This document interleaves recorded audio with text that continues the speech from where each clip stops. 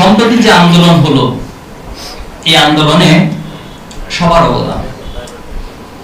এখানে আমাদেরকে অনেকে প্রশ্ন করেছেন, বিভিন্ন সময় মেসেজ দিয়েছেন যে ইসলামী ছাত্র শিবিরের কতজন শহীদ, কতজন আহত, আপনারা তালিকা প্রকাশ করছেন না কেন?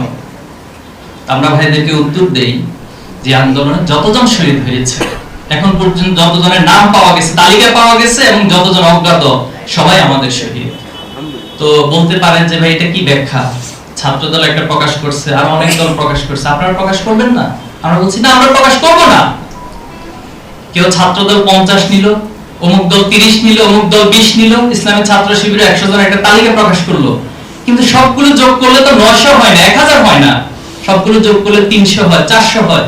তাহলে বাকি যে শহীদ হয়েছেন এদেরকে কারা নেবেন? এদের তালিকা নাম প্রকাশ কে করবেন? এজন্য আমরা মনে করি এই আন্দোলনের একটা স্পিরিট ছিল, আমরা সবাই ঐক্যবদ্ধ। আমাদের পরিচয় দলীয় কোনো পরিচয় সেদিন ছিল না, আমাদের পরিচয় ছিল আমরা মাজলুম। আমরা ন্যায়ের পক্ষে, অন্যায়ের বিরুদ্ধে লড়াই করতে নেমেছি।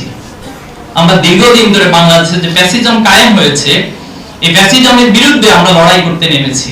এখানে একটি সুন্দর বাংলাদেশ গড়ে তুলতে চাই, সেখানে কোনো জুলুম থাকবে না, কোনো অন্যায় থাকবে না, কোনো দুর্নীতি থাকবে না। আমি অনেক জায়গায় অনেক শহীদ পরিবারের সাথে কথা বলেছি, আহত বন্ধুদের সাথে কথা বলেছি। সবার একটাই দাবি যে আমরা তো ন্যায়ের পক্ষের জন্য গিয়েছি, অন্যায়ের প্রতিবাদ করতে গিয়েছি। এজন্য অদূর ভবিষ্যতে যে বাংলাদেশ গড়তে যাচ্ছে, সে বাংলাদেশের জন্য কোনো অন্যায় না থাকে, সে বাংলাদেশের জন্য কোনো জুলুম না থাকে, সে বাংলাদেশের জন্য হেজিমনিক্যাল কোনো পাওয়ার কেউ অ্যাপ্লাই করতে না পারে, এই বিষয়টা আপনারা নিশ্চিত করবেন। আমরা তাদেরকে কথা দিয়ে এসেছি, ইসলামী ছাত্র শিবির তার নিজের জায়গা থেকে সবাইকে নিয়ে, সেটা যে ব্যানারে হোক, সেই ব্যানারে দাঁড়িয়ে হলেও আমরা বাংলাদেশকে আলটিমেটলি একটা সুন্দর জায়গায়, সমৃদ্ধ জায়গায় পৌঁছাতে চাই ইনশাআল্লাহ।